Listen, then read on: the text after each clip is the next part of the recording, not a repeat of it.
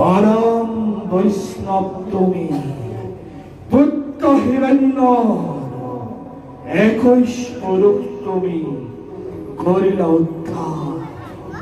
যে স্থানত থাকে মোর প্রিয় ভক্ত উদার চরিত্র, সেই স্থানত থকা কীট পতঙ্গ হৈ শুদ্ধ তোমাহেন ভগতৰ একান্ত ভক্তি। বাছা পলা তোমার সহস্য রাখি চিরদিন থাকিব ধরাত।